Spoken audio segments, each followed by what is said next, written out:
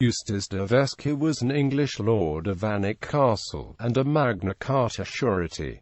Early life. His parents were William de Vesci and Berga de Stuteville, daughter of Robert III de Stuteville. He paid his relief on coming of age in 1190. He was with King Richard I of England in Palestine in 1191. On 13 August 1199 he appeared as one of the guarantors of the treaty between the new King John of England and Rs-nourse, Count of Dumbarton, and in the same year, probably later, he was sent to William the Lion of Scotland to promise him satisfaction of his rights in England, and witnessed his homage on the 22nd of November 1200. He witnessed charters frequently in the early years of John's reign. In 1209 was one of the guardians of the bishopric of Durham, and on the 10th of April of the same year he was sent to meet William the Lion on his visit to England. He was serving the king in Ireland from June to August 1210.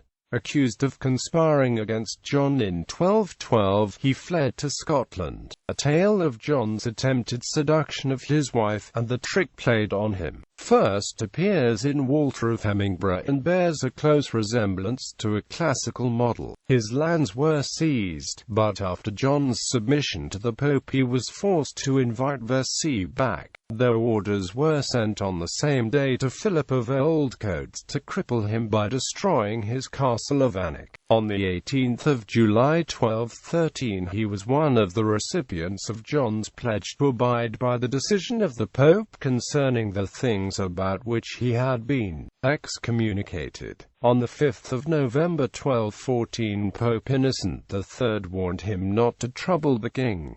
The Barons' Revolt. He was a leader in the First Barons' War in 1215, marching south against King John I with Robert Fitzwalter. He was prominent among the barons who wrung the Magna Carta from John, and was one of the 25 appointed to see it carried out. He was excommunicated by name with others of the barons in 1216.